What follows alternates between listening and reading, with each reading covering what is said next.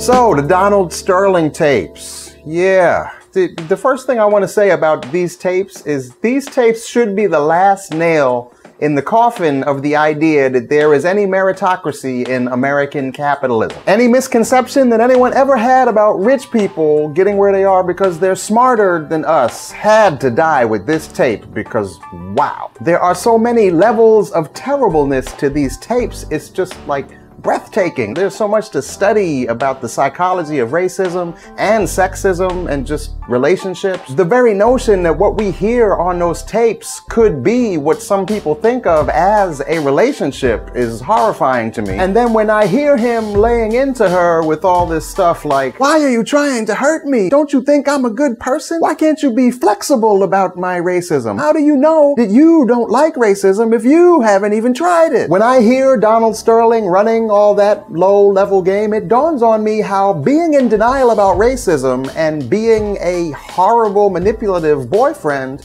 turn out to go really well with each other. They both basically work the same way. They're based on the same kind of mind games and evasive tactics and emotional abuse. They're a perfect match for each other. They go together like man and splaining. And there are so many other elements of this tape that I could go on about. The way that he's so invested in this inexplicable belief that she could be white or pass for white. The way he goes on about her being delicate, both as if being delicate is the measure of a woman's value and being delicate is the antithesis of being black. But the one part that stands out the most for me that I want to make sure to acknowledge is how this whole situation once again raises the question of why do racist words bring more accountability than racist practices? Because the thing about Donald Sterling is he's been known for years for being racist behind the scenes with his business practices. He already got taken to court years ago by the Department of Justice for trying to keep blacks and Latinos from living on his property. So the question for me is, why did those decades of racist practices not bring the same kind of heat as these racist words? And I'm not saying Donald Sterling got too much attention for these words. He deserves all the heat he's getting right now. I'm glad those tapes came out. I hope more tapes come out. I hope he's like the Tupac of unreleased racism tapes, and we can put them all together in a box set named Here's What They Think About You. But I just wish, when I watch a story like this, that we could figure out how to take that same energy and fury we bring to racist words and bring it just as hard to all the racist practices that generate injustice without generating TMZ clips. And that's not